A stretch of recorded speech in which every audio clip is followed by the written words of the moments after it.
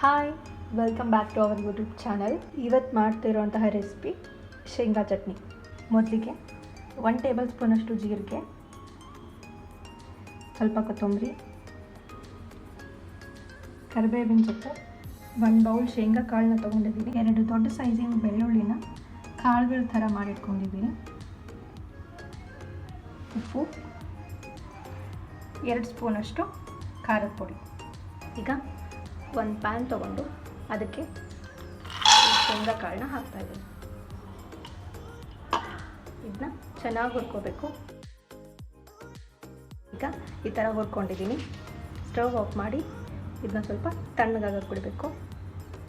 ಇದು ತಣ್ಣಗಾದ ನಂತರ ಸಿಪ್ಪೆ ಬಿಡಿಸಿ ಮಿಕ್ಸರ್ ಜಾರ್ಗೆ ಹಾಕ್ಕೊಂಡಿದ್ದೀನಿ.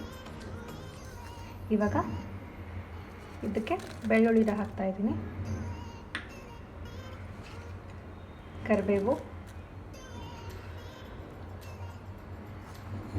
ಮತ್ತು 1 ಸ್ಪೂನಷ್ಟು ಜೀರಿಗೆ, 2 ಸ್ಪೂನಷ್ಟು ಖಾರದ ಪುಡಿ ತೊಗೊಂಡಿದ್ವಿ, ಅದನ್ನು ಹಾಕ್ಕೊಳ್ತಾ ಇದ್ದೀನಿ, ಉಪ್ಪು ಹಾಗೂ ಕೊತ್ತಂಬರಿ ಸೊಪ್ಪು. ಇದನ್ನ ಇವಾಗ ಮಿಕ್ಸರ್ ಮಾಡ್ಕೊಳ್ಳೋಣ.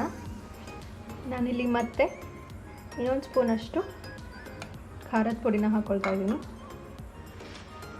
ಇದನ್ನು ಮತ್ತೆ ಮಿಕ್ಸರ್ ಮಾಡೋಣ. ಇದನ್ನು ಪೂರ್ತಿಯಾಗಿ ಪುಡಿ ಮಾಡೋಕ್ಕೆ ಹೋಗಬೇಡಿ, ಇಷ್ಟೇ ಈ ರೀತಿ ಇರಲಿ. ಇದಾಗಿದೆ. ಇವಾಗ ಸರ್ವಿಂಗ್ ಬೌಲಿಗೆ ಹಾಕ್ಕೊಳ್ಳೋಣ. ಈಸಿಯಾಗಿ ಶೇಂಗಾ ಚಟ್ನಿ ಮಾಡೋದು ಹೇಗೆ ಅಂತ ಹೇಳ್ಕೊಟ್ಟಿದ್ದೀನಿ. ನಿಮಗೆ ಇದು ಇಷ್ಟ ಆದಲ್ಲಿ ನಮ್ಮ ಚಾನಲ್ನ ಲೈಕ್ ಮಾಡಿ, ಶೇರ್ ಮಾಡಿ ಹಾಗೂ ಸಬ್ಸ್ಕ್ರೈಬ್ ಮಾಡಿ. Thank you.